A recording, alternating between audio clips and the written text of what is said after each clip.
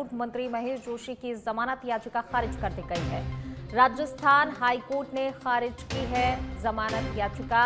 Justice Pravir Bhatnagar की अदालत ने आदेश दिए हैं। जेजेएम घोटाला मामला, इस मामले को लेकर जमानत याचिका खारिज की गई है। जस्टिस प्रवीर भटनागर की अदालत ने इसको लेकर आदेश जारी किए हैं।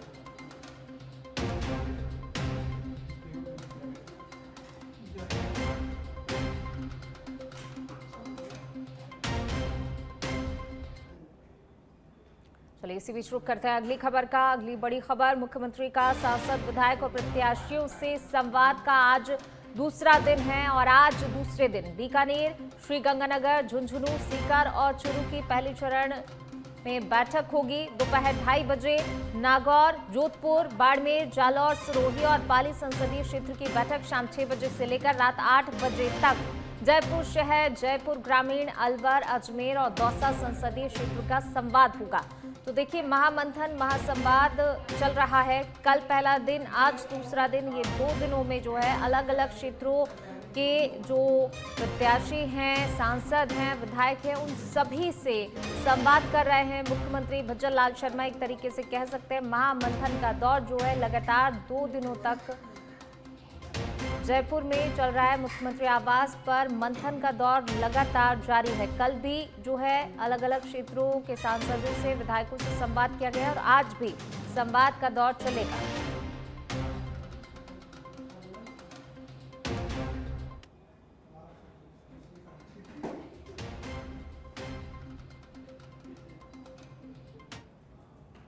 चलिए बढ़ेंगे आगे बात अगली खबर की। डीजीपी राजीव कुमार शर्मा पहुंचे हैं Dungarpur. Police line Udaipur range IG Gaurav Srivastava और टीएचक्यू डीआईजी कुंवर राष्ट्रदीप हैं साथ में।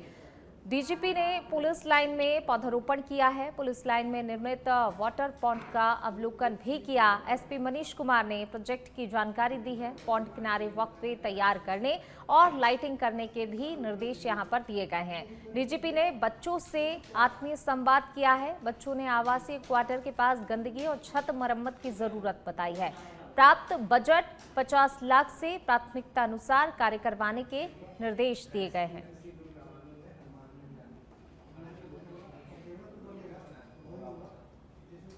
चलिए बढ़ेंगे आगे बात अगली खबर की। डीजीपी राजीव कुमार शर्मा का 2 दिवसीय डूंगरपुर प्रवास। डूंगरपुर पुलिस लाइन में जवानों की संपर्क सभा ली है। डीजीपी ने पुलिस जवानों से आत्मीय संवाद भी किया। पुलिस मुखिया को जवान खुलकर बता रहे हैं अपनी समस्याएं। आधारभूत साधन, सुविधाओं, पे ग्रेड, प्रमोशन आदि से जुड़ी हुई जितनी भी समस्याएं हैं, समस्याओं के बारे में जानकारी दे रहे हैं पुलिस जवान। डीजीपी बोले, जवानों का उत्साह और कार्य परिणाम है श्रेष्ठ। जवानों की सभी समस्याओं का समाधान होगा, ये आश्वासन उनकी तरफ से दिया गया है जवानों को, जब जवानों ने अपनी समस्याएं उनके सामने रखी। डीजीपी ने अपेक्षित प्रस्तावों को शीघ्र भिजवाने के भी निर्देश दिए हैं। कहा, बजट देने की जिम्मेदारी हमारी, इसका बेहतरीन उपयोग स्थानीय अधिकारियों का दायित्व है। बिल्डिंग रिपेयर आदि के प्रस्तावों को प्राथमिकता से जल्द स्वीकृति दी जाएगी। आगे कहा कि रोडवेज पास के समीपवर्ती राज्यों में अनुमत कराने उच्च अधिकारियों से बातचीत करेंगे। डीजीपी ने डूंगरपुर पुलिस लाइन में 5 सितंबर तक लाइब्रेरी शुरू करने के भी निर्देश दिए हैं। देवल गांव के पॉलिटेक्निक कॉलेज में सीएलजी सदस्यों की भी बैठक लेंगे। वहीं देवल में बैठक के बाद उदयपुर के लिए प्रस्थान करेंगे डीजीपी।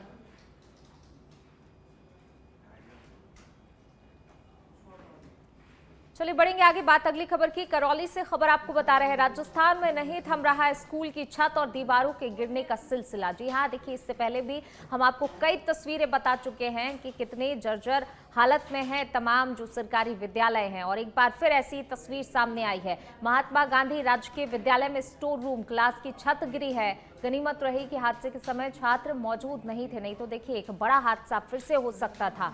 विद्यालय में कई कमरे लगभग 50 साल की अवधि को पार कर चुके हैं और उसके बाद भी इनकी सुध लेने वाले जिम्मेदार जो हैं कहीं नजर नहीं आते हैं। भारी बारिश की चेतावनी को देखते हुए अवकाश घोषित कर दिया गया था। देखिए, करौली से ये खबर आपको बता रहे हैं, एक्सक्लूसिव तस्वीरें, किस तरीके से जर्जर हालत में ये भवन है आप देख सकते हैं और छत यहाँ की जो है गिर चुकी है। गनीमत ये रही कि लगातार जो भारी बारिश हो रही है उसके चलते स्कूलों में अवकाश घोषित किया गया है। इसी के चलते एक बड़ा हादसा यहाँ पर टला है, नहीं तो कोई भी एक बड़ा हादसा यहाँ पर फिर से हो सकता था। लेकिन बात इस बात की है कि तमाम तस्वीरें सामने आती हैं, लेकिन जिम्मेदार अभी भी नहीं चेत रहे हैं। जिम्मेदार अभी भी ये कह सकते हैं कि कुंभकर्णी नींद में सोए हुए हैं और ऐसे हादसों का इंतजार ही कर रहे हैं। चलिए बढ़ेंगे आगे बात अगली खबर की। भीलवाड़ा के रायला से खबर आपको बता रहे हैं, राजकीय प्राथमिक विद्यालय की क्लास धराशायी हुई। क्लास की नींव बैठने से गिरी है दीवार। अधिकारियों ने पहले ही क्लास को सील किया हुआ था। हादसे के दौरान नहीं हुई कोई जनहानि। क्लास की नींव बैठने से ही देखिए धराशायी हो गई। राजकीय प्राथमिक विद्यालय की क्लास धराशायी हुई है। एक्सक्लूसिव तस्वीरें सच बेधड़क पर भीलवाड़ा के रायला से आपको बता रहे हैं। देखिए किस तरीके से जो है यहाँ पर राजकीय प्राथमिक विद्यालय की क्लास धराशायी हो गई। नींव बैठने से दीवारें गिरी हैं।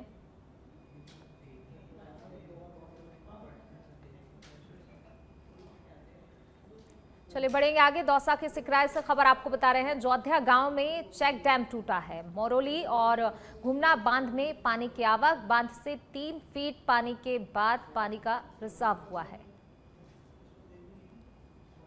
जोध्या गांव में चेक डैम टूटा है। देखिए तस्वीरें दौसा के सिकराय से, बांध से 3 फीट पानी के बाद पानी का रिसाव होने लगा है।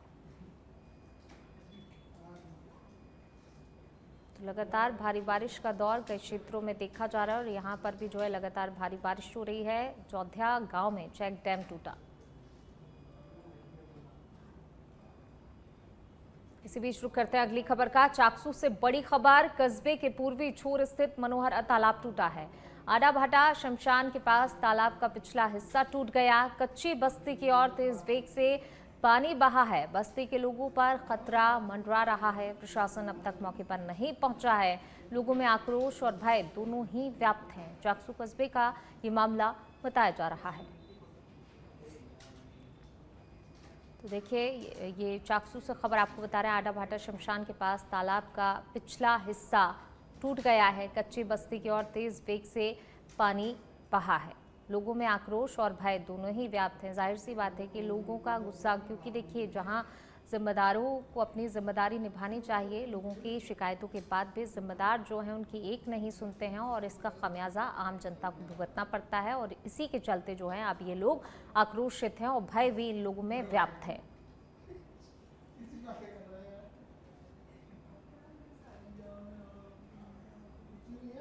चलिए बढ़ेंगे आगे। झालावाड़ जिले के खजूरी गांव के पास बहने वाली धार गंगा नदी इन दिनों उफान पर है।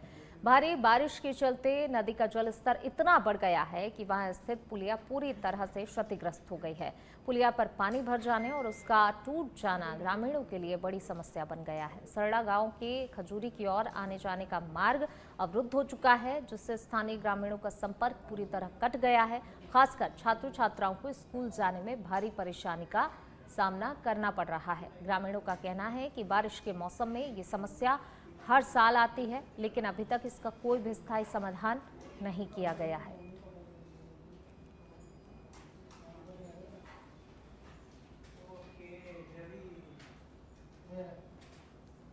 तो धार गंगा नदी उफान पर है, जिसके चलते पुलिया क्षतिग्रस्त हुई है। तस्वीरें देखिए, ग्रामीणों का संपर्क जो है वो टूट चुका है। छात्र छात्राएं भी स्कूल जाने से वंचित हो गए हैं। धार गंगा नदी उफान पर इस वक्त चल रही है और देखिए लगातार बारिश हो रही है और इसी के चलते कई नदी नाले उफान पर हैं, जिसके चलते यहाँ पर पुलिया भी टूट गई है।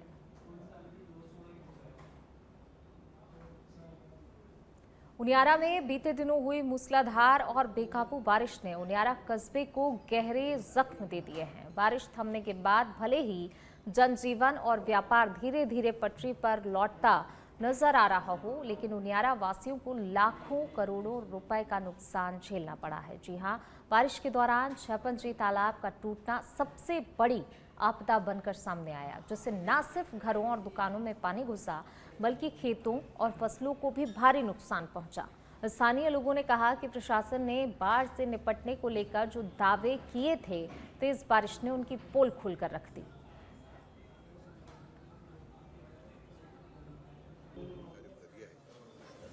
उनको बेडशीट उपलब्ध करवाई है। अगर वहाँ हमें नाश्ता भी टेस्ट किया है, बहुत अच्छा था। बच्चों से बातचीत की, अच्छा था। लगभग सभी कर्मचारी उपस्थित थे और समय पर अपना काम कर रहे थे। एक ये जो संवाद चल रहा है जनप्रतिनिधियों से, इसको किस रूप में आप देखते हैं? पूरा लोकसभा वार संवाद हो रहा है, सभी विभागों की चर्चा हो रही है। तो ये सामान्य प्रक्रिया है। माननीय मुख्यमंत्री जी बातचीत करते रहते हैं। माननीय विधायकों को, माननीय सांसदों को, जिलाध्यक्षों को समय पर सुनते रहते हैं। ये क्योंकि और सभी को दिशा निर्देश देते हैं कि हमको और समय देकर के काम करना चाहिए, जनता की सुनवाई करना चाहिए और उनकी समस्याओं का समाधान जहाँ तक संभव हो जल्दी होना चाहिए। एक तो जब स्कूलों को लेकर आप लगातार सर्वे कर रहे हैं, जो कई घटनाएं घटी हैं, पहली बात नहीं घटी है, लेकिन लगे आपसे मेरी पहले भी चर्चा होती है कि आखिर एक स्कूल की उम्र होती है, उसकी बिल्डिंग की उम्र होती है, तो पूरे राजस्थान में कहीं अब ऐसे हादसे ना हो। क्या प्लान है आपके? देखो, जब अब नई बिल्डिंग्स बनेगी उसके ऊपर हम उसकी निर्माण तिथि और अंतिम तिथि यानी उसकी उम्र की अंतिम तिथि यानी जैसे दवाइयों पर मैन्युफैक्चरिंग डेट और एक्सपायरी डेट होती है, इस प्रकार से लिखेंगे ताकि वो डेट समाप्त होते ही उसको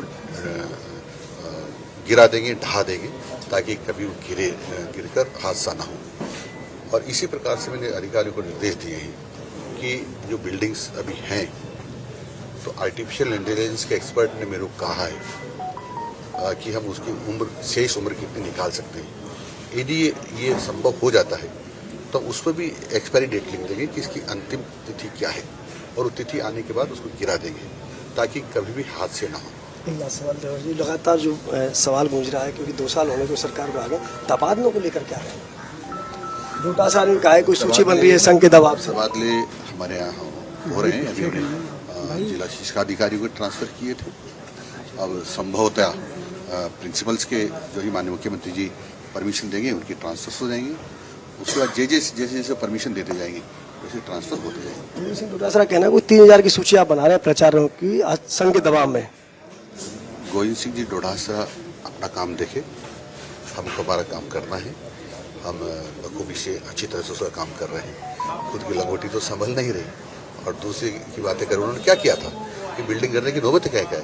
उनके गलत काम थे, उन्होंने समय पर नहीं देखा, समय पर मरम्मत नहीं करवाए, उसके कारण तो ये हो रहा है। नहीं तो ये अवसर ही नहीं आता है समय पर वो चेक जाते थे। चलिए रुक करेंगे अगली खबर का। डीडवाना में बरसात के मौसम में बढ़ती मौसमी और मच्छर जनित बीमारियों को देखते हुए प्रशासन ने एक विशेष पहल के तहत मौसमी बीमारी रोकथाम अभियान की शुरुआत की है। ये अभियान आगामी 2 महीनों तक चलेगा, जिसका उद्देश्य डेंगू, मलेरिया, वायरल बुखार और अन्य मौसमी रोगों पर प्रभावी नियंत्रण करना है। इस अभियान की औपचारिक शुरुआत जिला कलेक्टर डॉक्टर महेंद्र खड़गावत और जिला पुलिस अधीक्षक ऋचा तोमर ने की। इस अवसर पर जिला स्तरीय अधिकारियों की एक महत्वपूर्ण बैठक भी आयोजित की गई, जिसमें कलेक्टर डॉक्टर खड़गावत ने अधिकारियों को अभियान की रूपरेखा समझाई और कार्रवाई हेतु विस्तृत दिशा निर्देश जारी किए।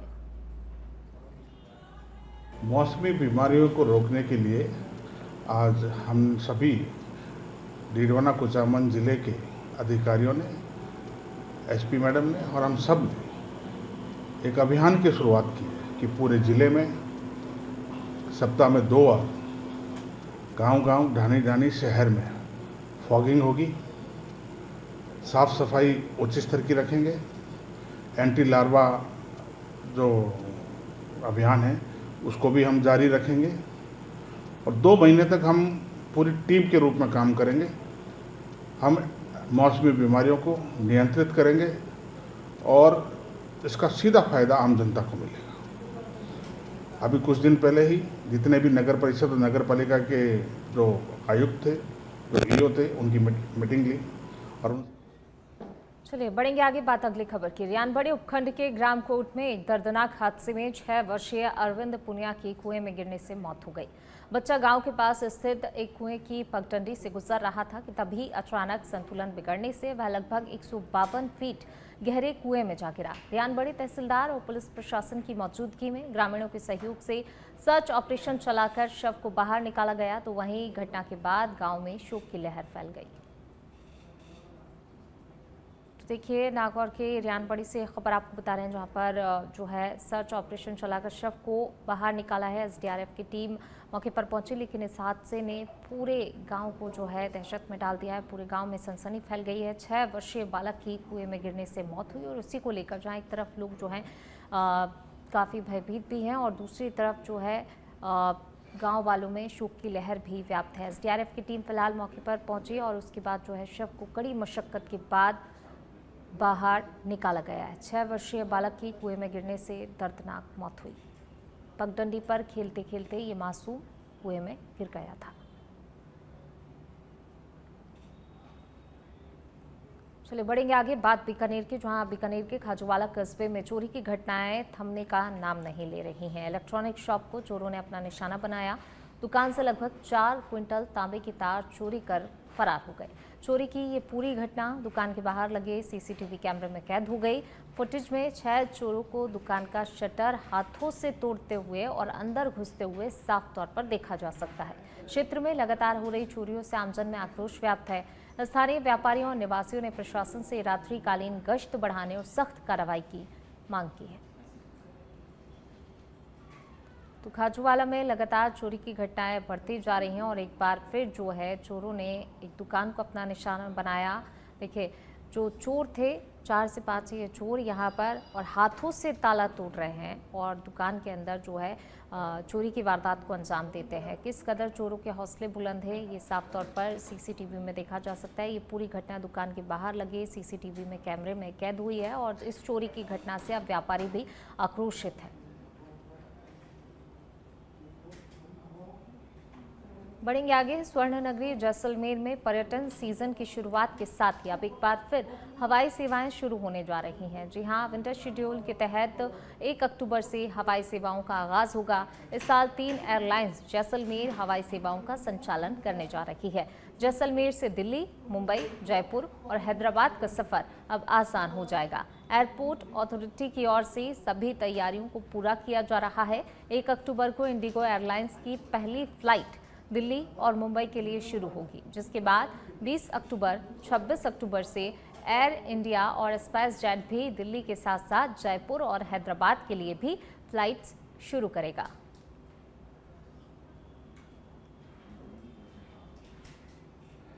और अब खबर कोटपुतली से है, जहां अलवर जयपुर स्टेट हाईवे विराटनगर में एक रोडवेज बस अनियंत्रित होकर पेड़ से टकरा गई।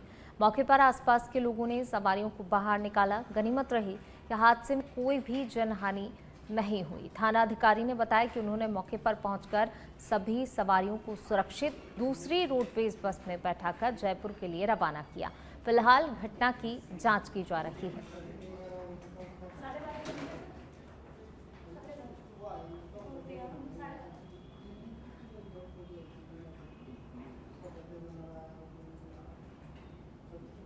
विकसित राजस्थान 2047 के संकल्प पर संवाद, भाजपा के सांसद विधायकों के साथ कर रहे मंथन। मुख्यमंत्री जालौर, सिरोही, पाली, नागौर, जोधपुर के सांसद, विधायक, जिलाध्यक्ष पहुंचे सीएम के साथ संवाद प्रारंभ हुआ है। तो देखिए, आज जो है मुख्यमंत्री के संवाद का दूसरा दिन। मुख्यमंत्री सांसद विधायकों के साथ संवाद कर रहे हैं। जोधपुर के सांसद विधायक जो हैं पहुंचे हुए हैं। सीएम के साथ संवाद प्रारंभ हो चुका है। संवाद का महामंथन का दूसरा दिन आज और दूसरे दिन भी जो है लगातार ये रात तक संवाद का सिलसिला चलेगा। जालौर, सिरोही, पाली, नागौर, बाड़मेर क्षेत्र के सांसद, विधायक, जनप्रतिनिधि पहुंचे हुए हैं। मुख्यमंत्री के साथ जो है संवाद शुरू हो चुका है।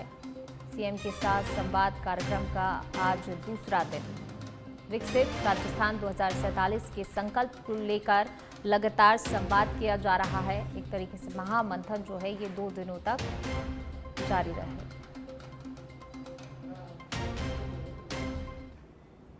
चलिए बढ़ेंगे आगे। हनुमानगढ़ में पिछले कई दिनों से धान का समाज अपने जाति के लोगों के अनुसूचित जनजाति के प्रमाण पत्र बनवाने की मांग को लेकर अनिश्चितकालीन धरना जारी है। धरने को समर्थन और आंदोलन को तेज करने के लिए समाज से दर्जनों लोग हनुमानगढ़ चल रहे धरने में शामिल होने के लिए धान का मजदूर संघ के प्रधान घीसाराम भांडोरिया के नेतृत्व में अनाज मंडी से रवाना हुए।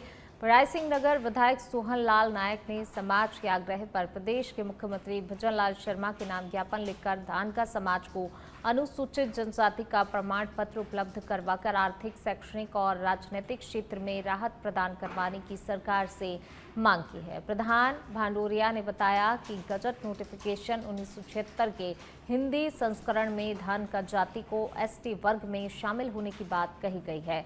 उन्होंने बताया कि अगर जल्द ही सरकार की तरफ से मामले पर गंभीरता नहीं दिखाई गई तो जिले के साथ पूरे प्रदेश में आंदोलन तेज किया जाएगा।